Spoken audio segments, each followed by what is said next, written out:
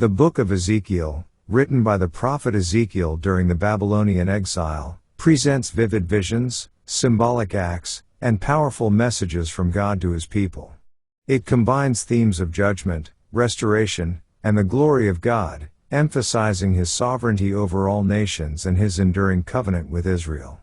The book is divided into three main sections: judgment on Israel, judgment on the nations, and restoration of Israel. The first section, chapters 1 to 24, begins with Ezekiel's extraordinary vision of God's glory, described as a radiant throne supported by living creatures and wheels within wheels. This vision establishes God's holiness, power, and omnipresence. Ezekiel is called as a watchman to deliver God's messages to a rebellious Israel, warning them of the coming destruction of Jerusalem due to their idolatry and sins.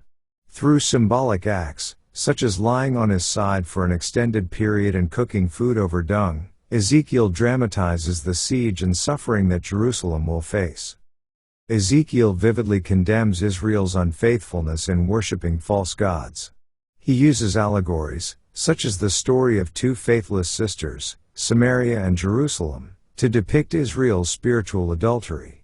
The prophet repeatedly emphasizes that God's judgment is a consequence of their covenant-breaking behavior. Despite the harsh warnings, Ezekiel assures that God's ultimate purpose is to make Himself known to His people and the nations.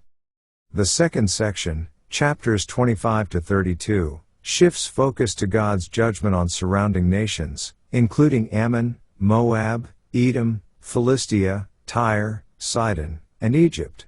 These nations are condemned for their arrogance, cruelty, and opposition to God's people. The fall of these nations demonstrates God's control over all the earth and serves as a warning against pride and idolatry. Ezekiel's lamentations over Tyre and Egypt highlight the futility of trusting in wealth, power, or human alliances. The third section, chapters 33 to 48, centers on the hope of restoration for Israel. After Jerusalem's fall, Ezekiel delivers messages of renewal and a future return to the land. In the vision of the Valley of Dry Bones, God brings dead bones to life, symbolizing the spiritual revival and restoration of Israel. This powerful image reflects God's ability to breathe new life into His people, even in their darkest moments. Ezekiel also prophesies about a united Israel under a future Davidic shepherd king, symbolizing the Messiah. He envisions a renewed covenant, where God's Spirit will dwell within His people, enabling them to walk in obedience. These promises emphasize God's faithfulness and His desire to restore His relationship with Israel despite their past rebellion. Chapters 38 to 39 describe the defeat of Gog and Magog, enemies who symbolize the ultimate forces of evil. God's decisive victory over these foes demonstrates His power and protection over His people. These chapters point to a future time of peace and security when God's sovereignty will be fully established. The final chapters, 40 to 48, contain a detailed vision of a new temple, a restored Jerusalem, and a redefined land of Israel. This vision represents God's presence dwelling among His people, highlighting His holiness and the centrality of worship in their restored relationship.